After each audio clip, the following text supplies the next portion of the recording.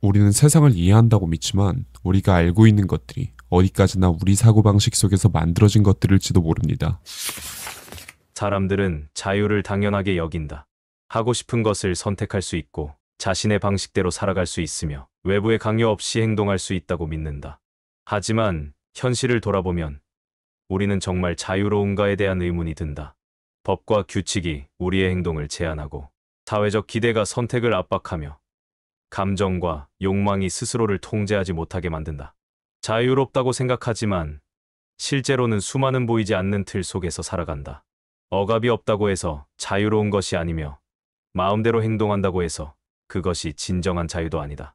그는 자유를 단순한 선택의 문제가 아니라 이성이 스스로에게 부여하는 법칙을 따르는 것이라고 보았다. 즉, 인간이 단순한 충동과 감정이 아니라 이성에 따라 행동할 때 진정으로 자유로울 수 있다고 말했다. 많은 사람들이 자유를 원하는 대로 행동할 수 있는 상태라고 정의한다. 하지만 그렇게 본다면 욕망과 본능에 따라 행동하는 것도 자유가 된다. 충동적으로 화를 내거나 당장의 쾌락을 위해 중요한 일을 미루는 것도 자유라고 할 수 있을까? 칸트는 이러한 자유를 소극적 자유라고 보았다. 단순히 외부의 방해가 없는 상태일 뿐이지 그것이 곧 진정한 자유는 아니라는 것이다. 반면 칸트가 말한 진정한 자유는 적극적 자유다. 단순히 외부의 간섭이 없다는 것이 아니라 스스로를 통제하고 이성적으로 선택할 수 있는 상태를 의미한다. 예를 들어 목표를 이루기 위해 유혹을 이겨내고 노력하는 사람은 단순한 욕망의 지배에서 벗어나 자신의 의지대로 행동하는 것이다. 반대로 당장의 쾌락을 쫓다가 후회하는 사람은 오히려 자신의 욕망에 의해 휘둘리는 것이므로 자유롭다고 할 수 없다. 칸트는 인간이 진정으로 자유로워지려면 단순히 하고 싶은 것을 하는 것이 아니라 자신의 행동을 스스로 결정할 수 있어야 한다고 말했다. 그리고 이를 가능하게 하는 것이 바로 이성이다. 인간은 감정과 욕망을 가지고 있지만 동시에 그것을 통제하고 조절할 수 있는 능력도 가지고 있다. 욕망에 휩쓸리는 것이 아니라 그것을 다스리고 올바른 방향을 선택하는 것.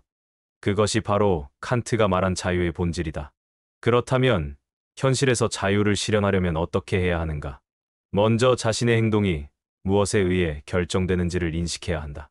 감정적으로 반응하는 것이 아니라 한 걸음 물러서서 스스로에게 물어야 한다. 이 선택은 내 진정한 의지에서 나온 것인가? 아니면 순간적인 감정이나 외부의 압력에 의해 결정된 것인가? 많은 사람들이 자유를 원하지만 정작 자신의 행동이 어디에서 비롯되는지는 깊이 생각하지 않는다. 누군가는 사회가 정해놓은 기준을 그대로 따르고 누군가는 순간적인 감정에 휘둘리며 또 누군가는 타인의 시선을 의식하며 살아간다. 이런 상태에서 우리는 정말 자유롭다고 할 수 있을까? 진정한 자유를 얻으려면 먼저 자신이 무엇에 얽매여 있는지를 깨달아야 한다. 감정의 충동, 사회의 기대, 과거의 습관. 이런 것들이 우리의 선택을 제한하고 있는 것은 아닌지 돌아봐야 한다. 그리고 그 속에서 자신의 이성이 결정한 원칙을 따라 행동할 수 있어야 한다. 그것이 칸트가 말한 자유이며 단순한 외적인 조건이 아니라 내면에서 이루어지는 자유다. 자유는 단순한 권리가 아니다. 그것은 끊임없이 훈련해야 하는 능력이다. 그리고 그 능력을 기르는 과정에서 우리는 단순히 주어진 선택을 따르는 것이 아니라 스스로 선택을 만들어갈 수 있는 존재가 된다. 사람들은 자유를 원하지만 정작 자신이 얼마나 자유로운지에 대해서는 깊이 고민하지 않는다. 원하는 것을 선택하고 자신의 방식대로 살아가고 있다고 생각하지만 정말 그렇다고 확신할 수 있을까? 칸트는 인간이 자유롭다는 것이 단순한 착각일 수도 있다고 보았다. 사람들은 감정과 본능, 사회적 규범과 환경 속에서 살아간다. 자신의 의지로 결정한다고 믿지만 실제로는 외부의 영향에 의해 선택이 이루어지는 경우가 많다. 그렇다면 인간은 정말 자유로울 수 있는가? 자유를 이야기할 때 가장 먼저 떠오르는 것은 외부의 억압이다. 법과 규칙, 사회적 기대, 경제적 조건 같은 것들이 인간의 행동을 제한하는 요소로 작용한다. 하지만 칸트는 자유를 단순히 외적인 장애물의 부재로 정의하지 않았다. 단순히 어떤 일을 할 수 있는 환경이 주어진다고 해서 그것이 곧 자유로운 상태가 되는 것은 아니기 때문이다. 예를 들어 경제적으로 풍요로운 사람이 있다고 가정해보자. 그는 원하는 것을 사고 가고 싶은 곳을 여행하며 누구의 간섭도 받지 않고 살아간다. 그렇다면 그는 자유로운가? 겉으로 보기에는 그렇지만 만약 그가 순간적인 욕망에 따라 행동하고 깊이 있는 사고 없이 그저 쾌락을 추구하는 삶을 산다면 그는 진정한 의미에서 자유롭다고 할 수 없다. 그는 자신의 감정과 욕망에 의해 결정된 삶을 살고 있으며 스스로 그것을 통제하지 못하는 상태에 있기 때문이다. 반대로 어떤 사람은 외적인 조건이 불리할 수 있다. 법과 규칙이 존재하고 해야 할 의무가 있으며 주변의 기대를 고려해야 하는 상황이 많다. 하지만 그는 그런 조건 속에서도 자신의 원칙을 세우고 감정과 충동을 조절하며 이성적으로 선택하는 삶을 산다. 그는 외부의 영향을 받지만 자신의 판단과 신념에 따라 행동하며 어떤 상황에서도 자신의 태도를 결정할 수 있다. 칸트가 말한 자유는 바로 이런 상태를 의미한다. 결국 진정한 자유는 단순한 외적 조건이 아니라 내가 나의 행동을 어떻게 결정하는가에 달려 있다. 순간의 감정에 휩쓸려 결정을 내리는 것이 아니라 스스로 깊이 고민하고 이성적으로 선택하는 것이 중요하다. 외부 환경이 어떠하든 우리가 어떻게 사고하고 행동하는가에 따라 자유의 정도는 달라진다. 하지만 현실에서는 이성이 항상 우리의 행동을 지배하지 않는다. 인간은 감정을 가지고 있으며 욕망과 본능이 강하게 작용할 때가 많다. 사회의 압력도 무시할 수 없는 요소다.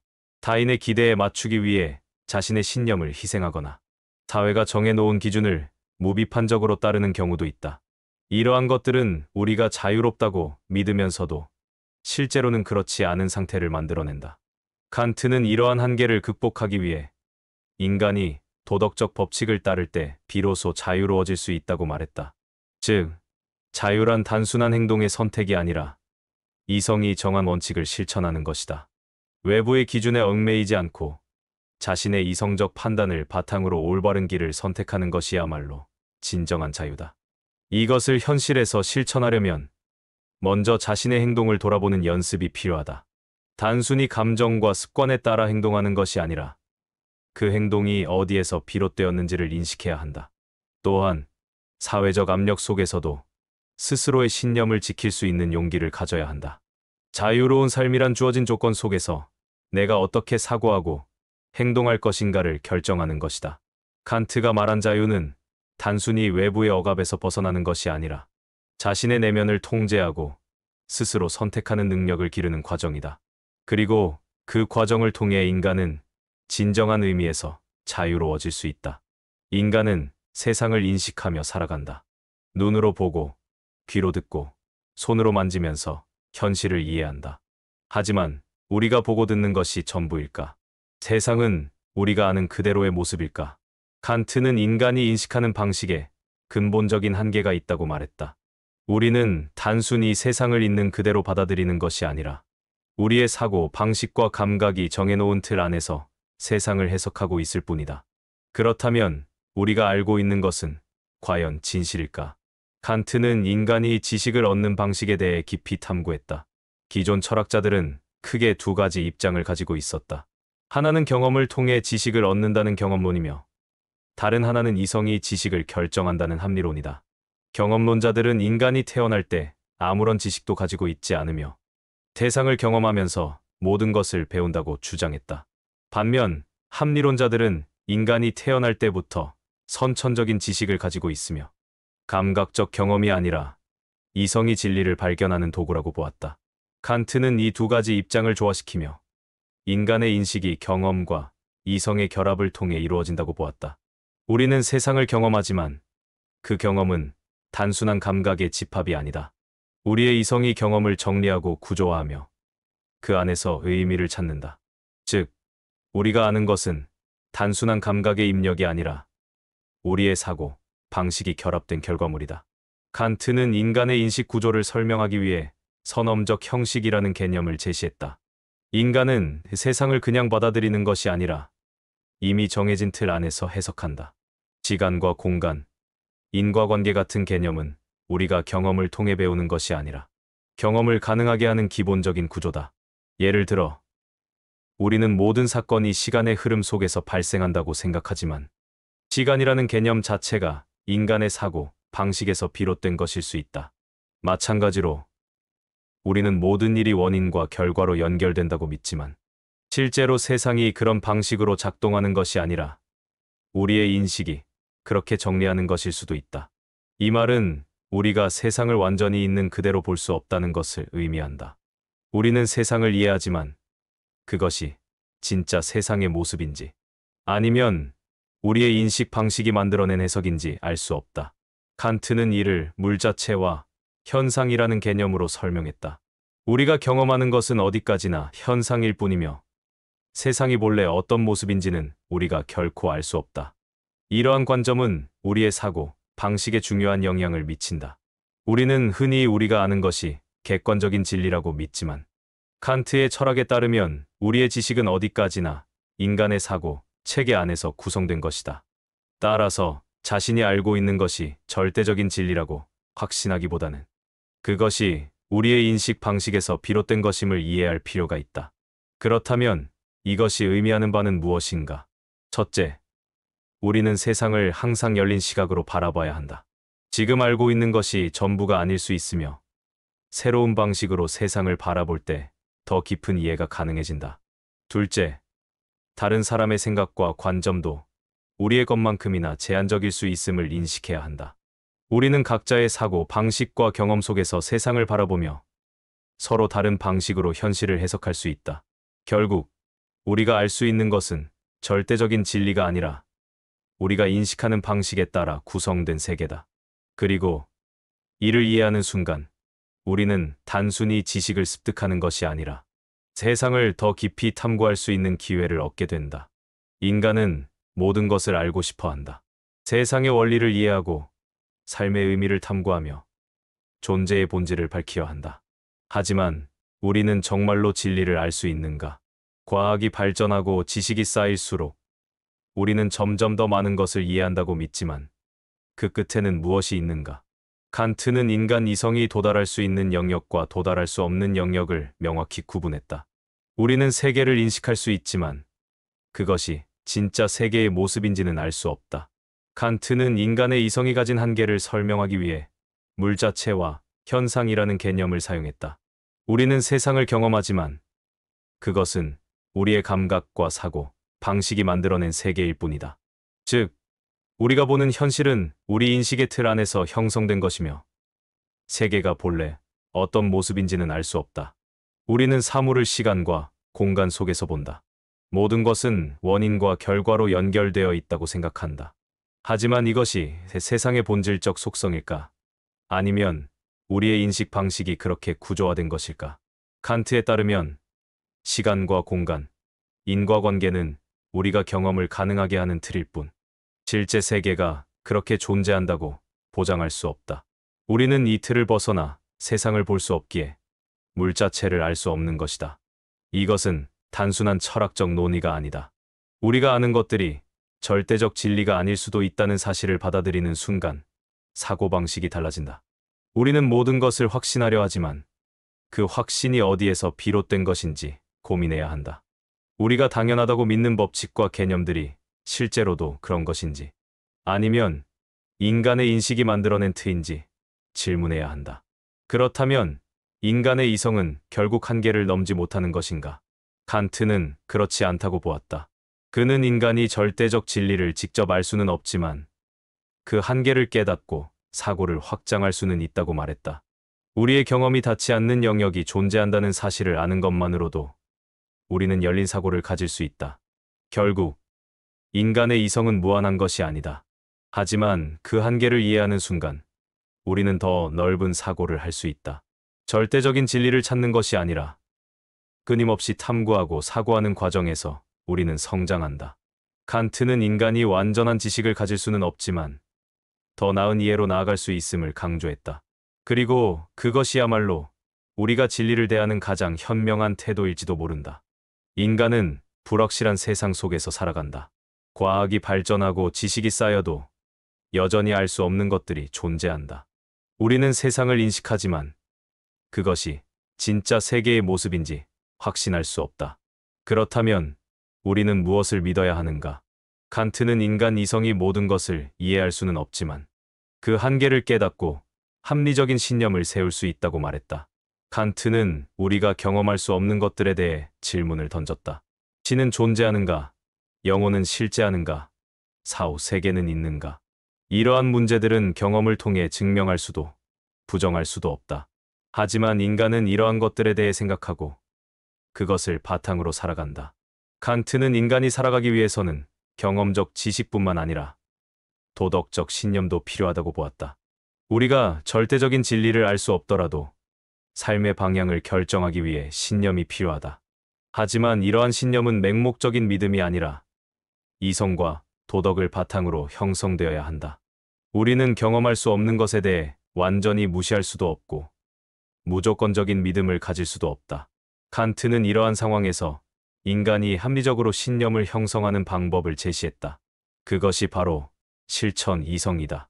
실천 이성이란 우리가 도덕적으로 행동할 수 있도록 방향을 제시하는 이성적 판단이다. 예를 들어, 우리는 정의로운 행동이 옳다고 믿는다.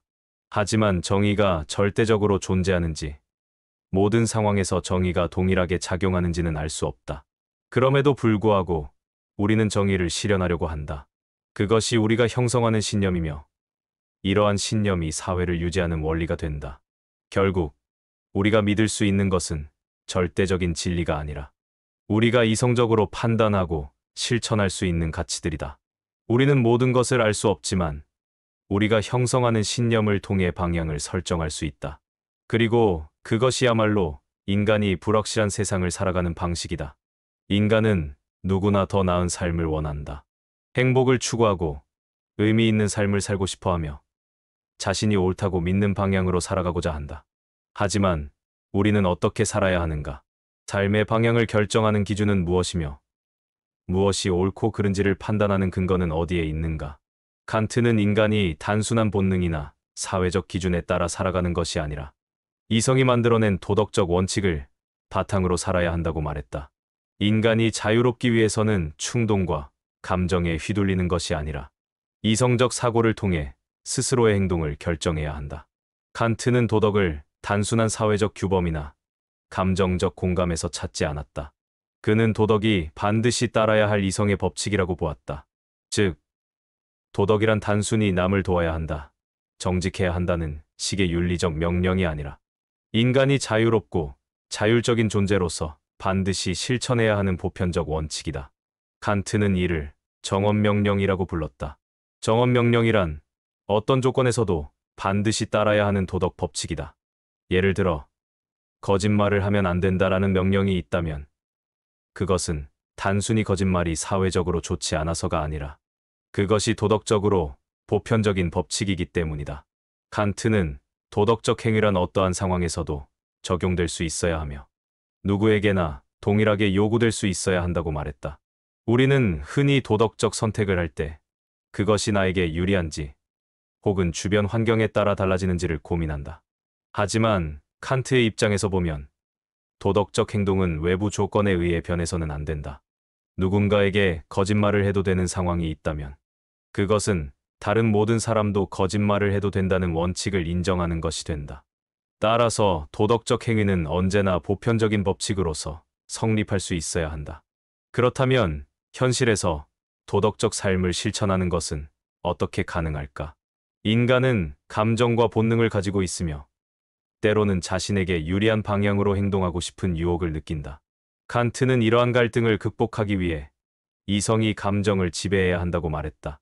즉, 인간은 순간적인 감정이나 욕망에 따라 행동하는 것이 아니라 스스로 세운 도덕적 원칙을 따르며 살아야 한다. 예를 들어, 친구가 어려움에 처했을 때 도와야 한다고 생각하지만 그 순간 귀찮거나 나에게 불이익이 생길 수도 있다. 그렇다면 이 상황에서 어떻게 행동해야 하는가? 칸트의 정언명령에 따르면 나는 남을 도울 필요가 없다고 생각한다면 그 법칙은 다른 모든 사람에게도 적용되어야 한다. 하지만 만약 모든 사람이 같은 원칙을 따른다면 결국 도움을 필요로 하는 사람은 아무도 도움을 받지 못하게 될 것이다. 그렇다면 이 원칙은 보편적인 도덕 법칙으로 성립할 수 없으며 따라서 인간은 남을 도와야 한다. 칸트는 도덕적 행동이 타인의 기대에 의해 결정되는 것이 아니라 스스로 이성적으로 선택하는 것이어야 한다고 말했다. 즉, 우리는 남이 나를 칭찬할 것 같아서 선행을 하는 것이 아니라 그것이 옳기 때문에 해야 한다. 도덕이란 결국 자신이 정한 원칙을 끝까지 따르는 것이며 외부의 조건이나 개인적인 감정에 따라 변해서는 안 된다. 그러나 도덕적인 삶이란 단순히 이것이 옳으니 따라야 한다는 식의 의무감만으로 실천될 수 있는 것이 아니다. 칸트는 인간이 도덕적 삶을 살기 위해서는 그것이 스스로 원하는 것이 되어야 한다고 말했다. 즉, 도덕적 선택이 강요된 것이 아니라 그것을 실천하는 것이 곧 자유로운 인간으로서의 선택이어야 한다. 사람들은 종종 도덕적 행동이 자신을 희생하는 것이라고 생각한다. 하지만 칸트는 도덕적 삶이야말로 인간이 가장 존엄한 존재가 되는 길이라고 말했다. 순간적인 욕망과 감정에 따라 사는 것은 동물과 다를 바 없지만 스스로 이성적 법칙을 따르며 행동하는 것은 인간만이 할 수 있는 것이다. 결국 우리가 어떻게 살아야 하는가에 대한 칸트의 대답은 명확하다. 이성을 통해 도덕적 원칙을 세우고 그것을 실천하며 살아가는 것. 단순히 사회의 기준을 따르는 것이 아니라 자신이 설정한 도덕적 법칙에 따라 자유롭게 행동하는 것. 그리고 그것이야말로 인간이 가장 고귀한 존재로 살아가는 길이다. 세상을 바라보는 방식은 각자 다릅니다. 하지만 우리가 진실이라고 믿어온 것들이 단지 하나의 시각일 수도 있다는 걸 깨닫는 순간 모든 것이 다르게 보이기 시작합니다.